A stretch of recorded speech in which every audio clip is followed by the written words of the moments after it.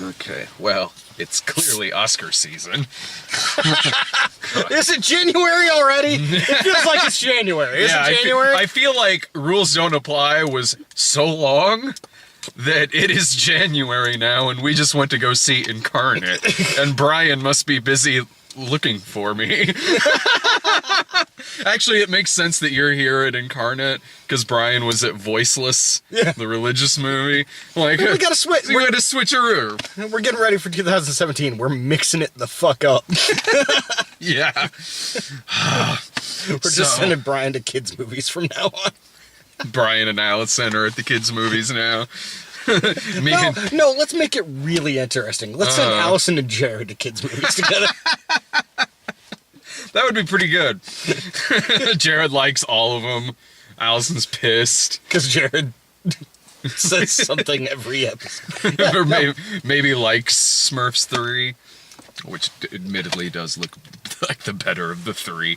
But, so Incarnate is a piece of shit that's playing in theaters right now. Was a stunning hot mess. This movie is... I know I use this term a lot. This movie's frustratingly bad because it seems like it should be good trash. Yeah. And it's not. No, it could have been really fun trash. Yeah. If you had told me that there was an exorcism movie in theaters starring Aaron Eckhart that's like an exorcism movie version of The Cell, but for some reason feels like it's maybe in the same universe as The Replacement Killers... I would... With some stuff taken from Inception. Yeah, with a little Inception thrown in there. And some Ironsides. And Ironside. And if you also told me that it is actually a failed pilot of a TV series, which is kind of what this feels like. Yeah. I would be like, that sounds like some good garbage. Like that donut that's on top of the garbage that's still technically edible. No, that's garbage, Brad. No, it's garbage, but... You don't eat the garbage. It's garbage that is still fresh enough it won't make you sick, and I maybe won't regret it afterwards. But no... You're still eating garbage, though, man. This is a bad analogy. Don't eat garbage. I love you. Don't do that. Oh, come on. How many McRibs have we both had so far this winter? But none out of the garbage! They kind of start out from the garbage, Dave. No, they don't. Don't get me wrong, it's delicious. It's quite delicious. But there is a difference between eating a donut that's on top of the garbage than one that's all the way at the bottom that's soaked in fucking drunk urine. Why do you pee in your garbage can? Because I was probably drunk.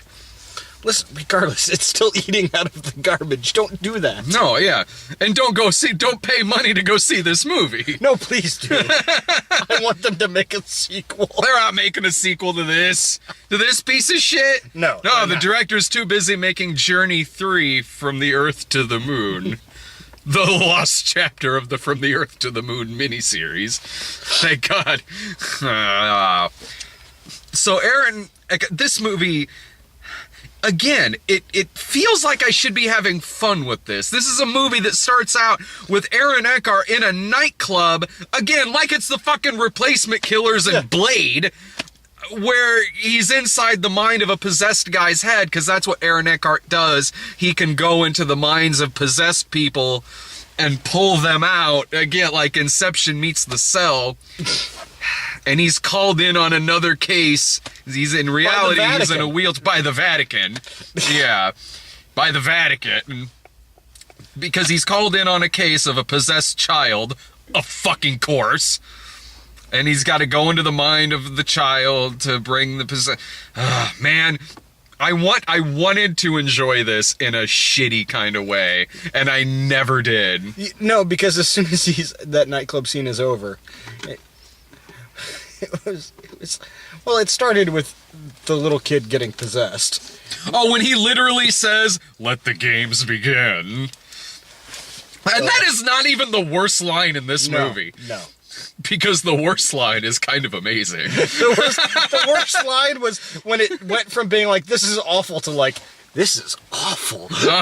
This is mesmerizingly awful. When Aaron Eckhart, which I have always loved Aaron Eckhart, and, same here. and by God, do I have even more respect for him after this, because he plays this part as if it's not trash, as if like he's back in another Christopher Nolan movie, as if he's in a Neil LaBute film. Yeah. He does not sleepwalk through this. He is playing this like, I'm a great actor and I'm hired to do a job and I'm doing my job. But see, the thing is, I think he was kind of sleepwalking through it, but he's such a good actor that it didn't... That you can't tell. And he's so obviously the best part of this horrible movie. Yeah. That it's just kind of like, well, shit, he could just be making fart noises and he'd still be the best part of this horrible fucking movie. Yeah. Him in this movie is like Kevin Bacon in The Darkness. It's sort of like... What is happening here with this? Suddenly there's a level of acting gravitas brought to this shit. They're like the Kevin Bacon horror movies from the late 90s, early 2000s. Like, well, those were still good. Like, Stir of Echoes was fucking good. What's the one, Paint It Black? No, that used Paint It Black. Yeah, it was something. No, it was that. It was Stir of Echoes. That used Paint It Black. Okay, yeah. That was a good movie, though. Now, Stir of Echoes 2, on the other hand, with Rob Lowe... That's more along the lines of some shit like this. Like The Cell 2, that direct-to-video sequel. Fuck. And with a straight face. Like, I gotta hand it to Aaron Eckhart. He never cracks in this movie. He never shows a smirk. He never shows that he's in on how shitty this is. He goes from beginning to end. He had to know. Yeah, he had to have. And from beginning to end, he does it with a straight face, and he says the line, "When I was 26, I figured out I could go into the minds of possessed people." Okay. And this is 3/4 of the way into the movie. And there is nothing added after that. Nope. That is their explanation, which opens up so many more questions. No, it's... This whole movie is one of those movies that, like, it tried so hard to explain everything of what's happening. And it's one of those movies where it's like, listen, man, this is a cheesy horror movie. Mm-hmm. Let us just go for the ride. We don't need a whole lot of explanation. Like, it's more effective. Mm-hmm. Like, you could have the dumbest fucking concept. Totally. And if you execute it well, we don't need the explanation. Mm-hmm. It follows. Yeah. The dumbest fucking concept. But they made it scary. One of the most effective scary movies in the past 15, 20 years. Damn good fucking movie. No, totally. But it is one of those movies when you read the description and really think about it, you're like, this is fucking dumb. Yeah. This is something to where if you had, like, maybe the visuality or, like, the art design or something of, like, The Cell. Yeah. The movie could have been effective. I mean, it could have been intense and scary. But on the flip side of that, as like a late-night B movie or something, it still could have been fun if this was like a Christopher Lambert film. Yeah. Like, it could have been like a total blast. They just... like, it's frustrating in the sense that almost all of the elements are there. Like, even the concept, as dumb as it is, it's like, you can make this work. Yeah, you can make this work. Mm-hmm. But the guy who wrote it was just like, I gotta make it. Everyone's stupid. Let's explain it. And it's just like, let's add some more backstory to it. It's like, no, dude, we get it. Uh-huh. His wife and kid are dead. Yeah. Let's move on. Yeah. His wife and kid are dead. You can kind of tell what movies the writer of this had watched recently when he wrote it, because Aaron Eckhart's sidekick is Joaquin Phoenix from 8mm, and not to mention the fact that the climax of this movie involves the demon coming out of the kid and possessing Aaron Eckhart, who then opens the window and jumps out of it. That's really familiar. I could have swore I seen that before. Didn't that happen in Repossessed? Yeah. Fucking Christ. Yeah, no, it's just kind of like... There's so much to... The fact that, first of all, the fact that fall out of a pretty fucking high spot, he's still kind of alive after that. Meanwhile, the kid's dad dies within seconds of just falling from the ceiling with a broken arm. Stupid. Really dumb. Really dumb.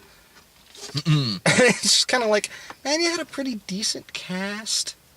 More or Like, less. I mean, yeah. Eckhart was great. The others lady were from fine. Game of Thrones. Oh, yeah. That was the mom. She was fine. Yeah, no, she was fine. Like, The kid acting was a little bad. well, it's in the this. kid from fucking Gotham. He's terrible. Oh, okay. I don't It's know. young Bruce Wayne from Gotham. Oh, He's fucking awful. I haven't seen. But Gotham. it's just like the way they treated this demon too. They're like, how does the demon jump from person to person? Oh, it's through physical contact. No, it's because the writer had just watched Fallen. Yeah. Fuck. Yeah, it's through physical contact. Okay, I'm just going to go in a room alone with it. And I'm going to take a bunch of drugs so I fall asleep. Mm-hmm. But there's this demon right here that could jump into my body just by poking me. Mm-hmm. This makes a whole lot of sense. Let's not chain it up or fucking nothing. Yeah, I was thinking It's the just same sitting fucking there in thing. the middle of the fucking floor. Everyone's stupid. The fucking dad goes in there to talk to the kid, and they explicitly tell him, no matter what that fucking demon says, you don't fucking touch him. What does he do? He gets his fucking arm broken and dies from falling 5 feet. Oh, the other... it's just... The movie contradicted itself so many times. It took time in the beginning of the movie to have a note that I actually kind of liked, where they're like, they're not demons. Like, it's not denominational. They're horrible creatures, but every religion has a thing for them. Like, it's not just you, Catholic lady. Yeah. And then he defeats it by shoving a cross in its mouth.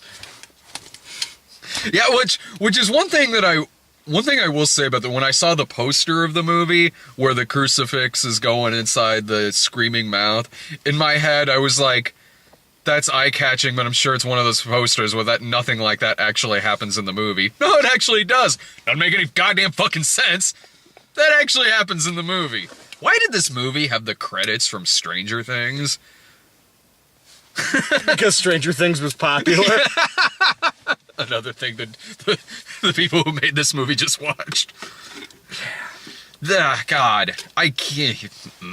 Whole lot of fade cuts. It was a weird mess of a movie. It was such a mess.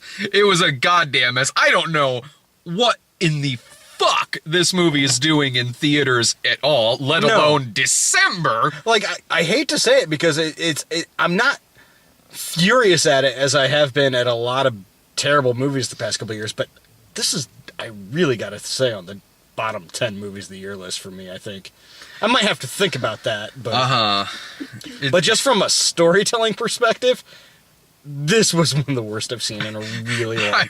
I was miserable in this fucking movie. I was just so enraptured by the train wreckiness of it. It's like, why don't we make movies in Hollywood? Yeah. Like, our movies aren't great, but they're better than this shit. The fucking Lord, yeah. Like, I was mesmerized by the fact that, again, it felt like I was watching something that is burned off on TV in the summer because it was a failed pilot. Yeah. And even a lot of those are better than it. I watched that 78 Doctor Strange movie like a couple of weeks ago. Far fucking better than this goddamn It was movie. like a failed pilot for, like, the CW. And they're like, okay, well, let's add another hour of footage to it and see if we can't make it a movie. Yeah. Yeah. That is totally what this movie was. And even the part when he's inside Not even the CW, I'm sorry, the WB. the WB UPN. Yes.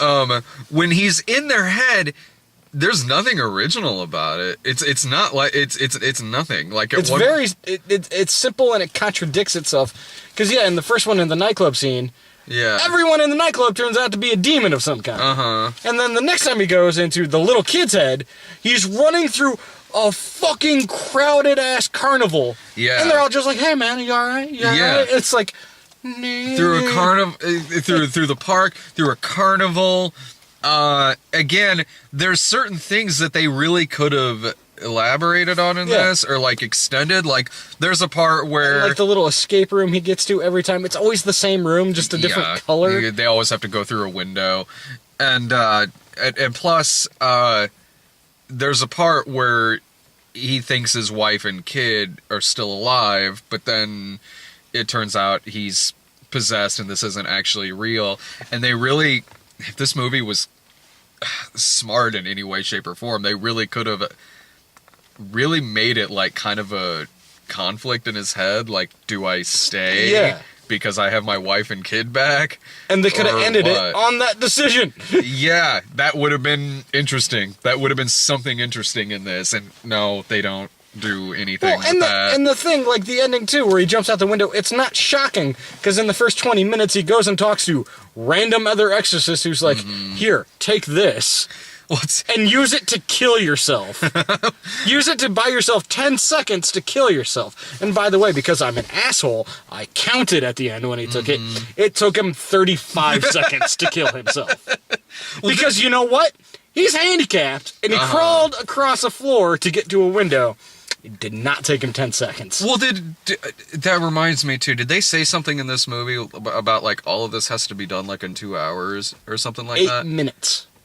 Oh, okay. 8 minutes. I got you. And it's one of those things, like, if you're going to set up that rule in a movie, I hate it when you don't stick to that rule. Yeah. Like, if you say something has 8 minutes, and then in my opinion, unless you're cutting back and forth to other things, yeah, you have 8 minutes. You have 8 minutes to do this scene. Exactly. And if it takes a second longer, then you failed as a filmmaker. Like, honestly, that's my opinion. Yeah, or you failed as an editor. There's exceptions to every fucking rule. Sure. Yeah, if it's a parody, like, or not even a parody. I mean, if it's if you're doing slow-mo or you're doing something else, yes, you can bend those rules. Or if it's good enough that you can ignore it. Like Goldfinger. Yeah. Like at the end with the bomb going off in Fort Knox. Yeah. And like, that was ridiculous. But yeah. But that's a great fucking movie. But if you give yourself a timeline, stick to the fucking timeline. And it drives me nuts that... No, I agree. It is one of those things that'll instantly take you out of a movie. I can't say okay, it's going to take a half hour of screen time. Yeah.